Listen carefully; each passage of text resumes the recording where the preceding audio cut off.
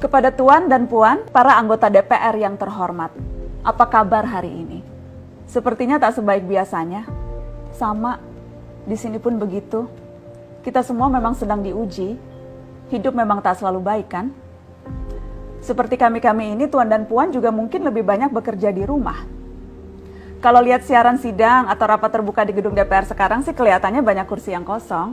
Tapi biasanya juga kosong kan ya? Tuan dan Puan anggota DPR yang terhormat, saya perhatikan parlemen-parlemen negara lain fokus melawan corona.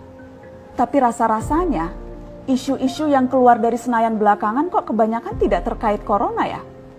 Kami malah membaca DPR bersemangat membahas isu-isu lain. Contohnya, rancangan Undang-Undang Cipta Kerja yang banyak ditolak karena dinilai mementingkan kepentingan investor di atas kebutuhan pekerja. Presiden Jokowi pekan lalu sempat menyatakan pemerintah dan DPR menunda pembahasan salah satu klaster di rancangan undang-undang itu, klaster ketenagakerjaan. Ini untuk memberi kesempatan mendalami substansi dan mendapat masukan dari banyak pihak. Berpegang pada alasan itu, maka sudah seharusnya klaster lain dalam RUU Cipta Kerja pun perlu ditinjau ulang. Karena yang lain juga bukan tanpa masalah, terutama dari perspektif lingkungan dan keadilan gender. Tidak cukup hanya menunda pembahasan satu klaster saja. Ada juga RUU lain yang masih nekat mau dibahas. Ada RUU KUHP yang tahun lalu diserbu unjuk rasa. Lalu RUU pemasyarakatan. Ada koruptor yang sudah ngebet pengen bebas kah? Apa kabar Pak Yasona?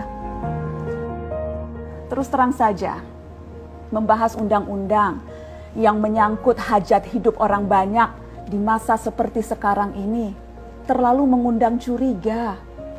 Gara-gara pandemi yang pada jatuh cinta saja berani menunda nikah loh. Ini kok DPR buru-buru banget kayak lagi kejar setoran? Tidak ada undang-undang yang tidak penting, semua penting. Justru karena undang-undang itu penting, aneh jika pembahasannya diseriusi di waktu seperti sekarang, saat dimana perhatian dan konsentrasi kita sedang terkuras bertahan hidup di tengah wabah. Produk hukumnya pun berpotensi cacat bila tidak memenuhi ketentuan, dan rasanya belum ada aturan pembahasan RUU secara virtual. Jika ngotot menuntaskan Omnibus Law, atau RUU KUHP, atau RUU pemasyarakatan, jangan salahkan jika ada yang menilai DPR tidak menjadikan perang melawan corona sebagai prioritas. Saya percaya setiap tindakan dan keputusan di masa krisis mencerminkan skala prioritas. Atau memang inikah prioritas wakil-wakil rakyat kami saat ini? Bikin ribut juga jelas tak seharusnya jadi prioritas. Satgas COVID-19 DPR kemarin dikabarkan mengimpor jamu ilegal dari Tiongkok secara besar-besaran untuk pasien positif virus corona.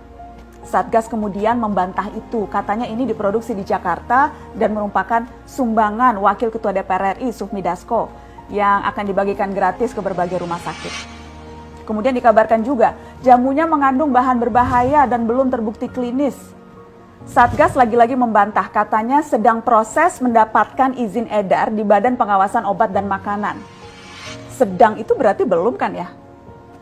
Tuan dan Puan yang terhormat, niat baik pun perlu proses yang baik.